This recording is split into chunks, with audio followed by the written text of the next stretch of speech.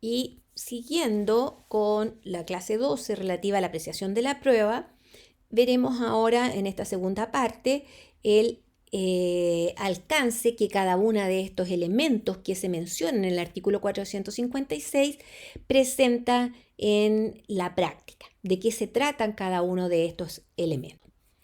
Las razones jurídicas.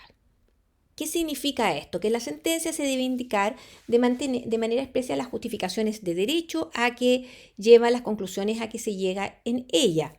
Esto también está exigido en el artículo 459 cuando establece los requisitos que debe contener la sentencia, al decir que ésta debe contener los preceptos constitucionales, legales o los contenidos en tratados internacionales ratificados por Chile que se encuentren vigentes, las consideraciones jurídicas y los principios de derecho o de equidad en que el fallo se funda.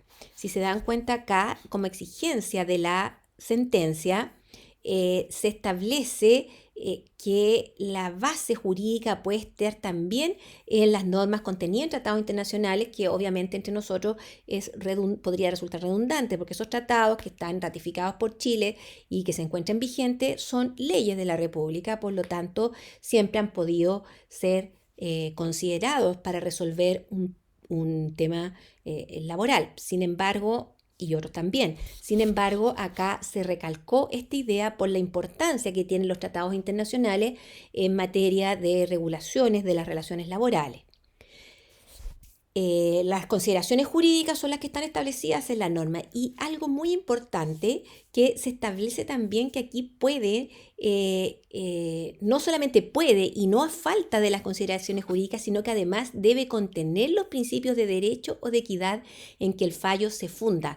No es que estos principios de derecho y de equidad sean a falta de norma jurídica que resuelva el asunto, pero debe contenerse las condiciones jurídicas y los principios. No es que los principios vayan a sustituir las condiciones jurídicas.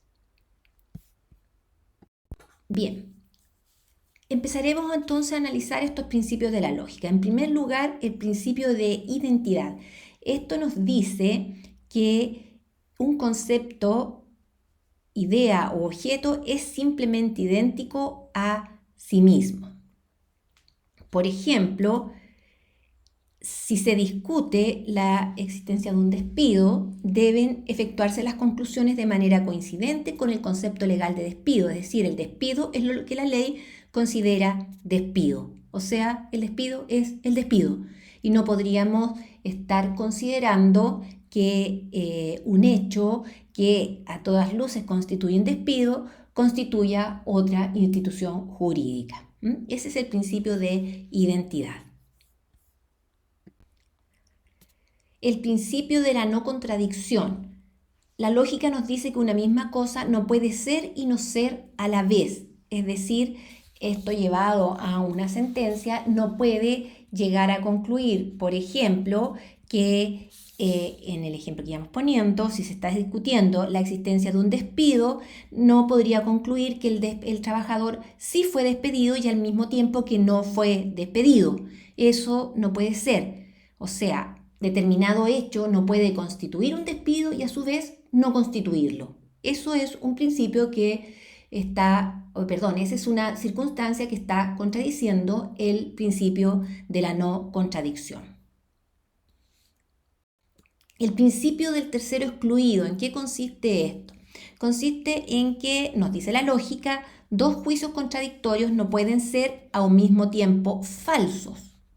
Es decir, en el ejemplo que estamos poniendo, si estamos diciendo que un hecho constituye un despido y que no lo constituye, algo ahí está errado. Uno de los dos debe ser correcto y uno de los dos debe ser incorrecto. Se excluye un tercer juicio verdadero entre dos juicios contradictorios. A eso se refiere el principio del tercero excluido. No podría haber una tercera conclusión. En el ejemplo, entonces, retomando, si se discute la existencia de un despido, las posibilidades son solo dos. ¿El trabajador fue despedido o no fue despedido? Hay solo dos posibilidades. No hay una tercera opción. A ver, en términos coloquiales, no podría haber sido un poquito despedido, por ejemplo. ¿Ah? o fue despedido o no. No hay una tercera posibilidad a la que pudiera llegar el juez. Esa es la regla de la lógica del principio del tercero excluido. En cuanto al principio de la razón suficiente, ¿qué nos dice la lógica? Que todo tiene su razón de ser. Hay razón suficiente para que un juicio sea verdadero si el objeto al cual se refiere posee una identidad propia y sin determinaciones contradictorias. Es este el principio que mayormente se ha invocado como infringido cuando se trata de atacar la validez de una sentencia laboral. En llevado a la práctica, esto significa que una determinada conclusión debe tener suficiente explicación para ser reproducida y entendida por cualquiera que lea la sentencia. En el ejemplo que estábamos poniendo, si se discute si un trabajador fue o no despedido y la sentencia decide que sí lo fue, debe expresar las justificaciones de esa conclusión, las que deben permitir, como dijimos recién, a cualquiera que las lea compartir tal conclusión. Eso significa que son suficientes. Las razones científicas y técnicas, ¿qué quieren decir esto? Son el empleo de la ciencia y de la técnica como instrumento para la averiguación de la verdad sobre los hechos que deben ser analizados en el contexto procesal. Normalmente las razones científicas deberán ser aportadas por un experto. Asimismo, deberán serlo las razones técnicas, es decir, quienes profesan esa ciencia o arte. Ahora, en todo caso, va a ser el juez quien decida si es o no necesario adquirir tales razones. Tales razones no son aportadas ni por testigos, ni son aportadas por las partes, ni por los conocimientos del juez. En la práctica podríamos, ustedes ya lo estarán vislumbrando, podríamos materializar estas razones en las informaciones o informes de que hayan llegado al juicio los peritos especialistas en determinada materia. Es bien común en los juicios laborales que se utilice informe de peritos, por ejemplo, para cálculos de montos a pagar, como cálculos de montos de gratificaciones o de horas extraordinarias, que ese puede ser un cálculo matemático que sea más complejo y se pida un informe contable para que se determine cuál es el monto que correspondió pagar. Por ejemplo, ese podría ser un ejemplo. Las razones de experiencia.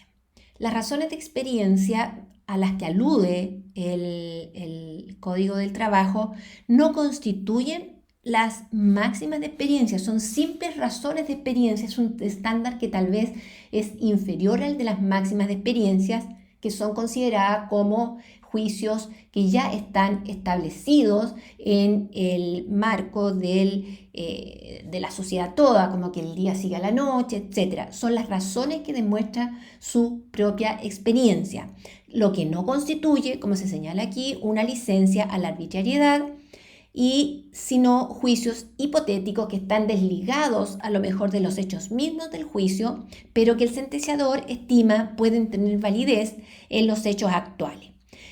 Un ejemplo de esto sería en algún juicio en que se despide a un trabajador por falta de probidad, trabajador de un banco, que se le acusa de haber incurrido en malos manejos en los dineros del banco y en que el juez determina en razón de las máximas de experiencia, en razón de razones de experiencia o de lo que demuestra la experiencia, que este proceso para poder despedir al trabajador requiere siempre una investigación previa que va a ocupar algunos días, que va a demorar algún tiempo prudente, y eso es lo que le demuestra la experiencia al juez. Estoy citando hechos en que esto se ha aludido expresamente en la vida real.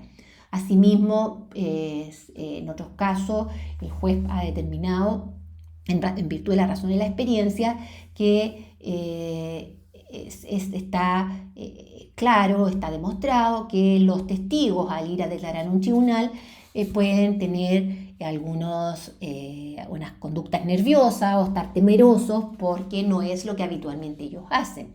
Entonces eso se lo ha demostrado la experiencia al juez y podría ser invocado para justificar alguna pequeña contradicción de un testigo o alguna vaguedad o algún tipo de imprecisión en que haya incurrido un testigo, por ejemplo. Además, se le exige también al juez que en general debe tomar en especial consideración la multiplicidad, gravedad, precisión, concordancia y conexión de las pruebas o antecedentes del proceso de manera que conduzca a conclusiones lógicas. Ya hemos dicho, lo explicamos en las diapositivas pasadas, en que estos son factores que le van a ayudar al juez a preferir una u otra de las razones que hemos dicho anteriormente, porque muchos testigos dijeron lo mismo, porque esos hechos son completamente serios, porque están refrendados por algún tipo de testimonio técnico, son precisos, exactos, da razones de sus dichos y son todos concordantes entre sí, es decir, ninguno de estos hechos lleva a una conclusión contraria. Eso sería una forma de efectuar un análisis de los hechos probados en la sentencia. No está de más recordar que si no se cumplen con las exigencias analizadas, la sentencia adolece de un vicio de nulidad, según tendremos ocasión de estudiar en un módulo posterior.